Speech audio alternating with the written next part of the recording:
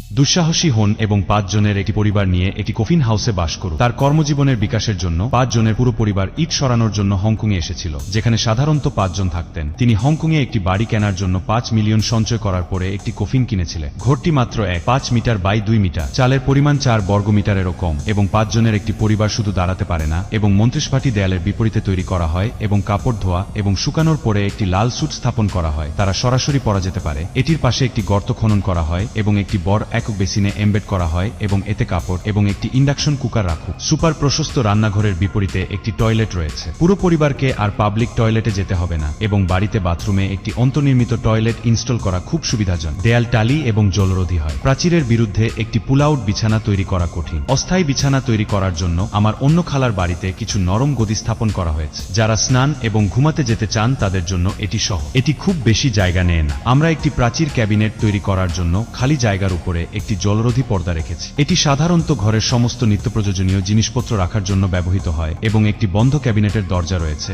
যা বন্ধ এবং ধুলোপ্রমা। এর পাশে একটি পুল আউট প্যানেল ডাইনিং টেবিল। 3টি বাচ্চা সাধারণত এটিকে দূরে রাখতে পারে, এবং এটি স্থান নেয় না। আমার দ্বিতীয় খালা একটি 3 স্তরের ক্রোচ র্যাক ওয়েল্ড করার জন্য কিছু বর্গাকার ব্যারেল ধার করেছিলেন। এটি পরিবেশ বান্ধব কাঠ এবং পাথরের পৃষ্ঠ দিয়ে আউটসোর্স করা হয়, এবং এটি 10,000 বছর পর্যন্ত টেক্স। এটিকে প্রাচীরের মধ্যে চালাতে তেল প্যাটার্নযুক্ত স্ক্রু রোধগুলির সাথে 4টি হাইড্রোলিক রড ব্যবহার করা হয়, যা ধীরে ধীরে প্রসারিত হয়। ঘুমের উচ্চতা পছন্দ অনুযায়ী সামঞ্জস্য করা যেতে পারে। এটা খুবই ব্যবহারিক। আমার দ্বিতীয় চাচাতো ভাই বলেছিলেন যে বিশ্রাম এলাকায় গদি ব্যবহার করা 3 সন্তানের জন্য আরও সুবিধাজনক।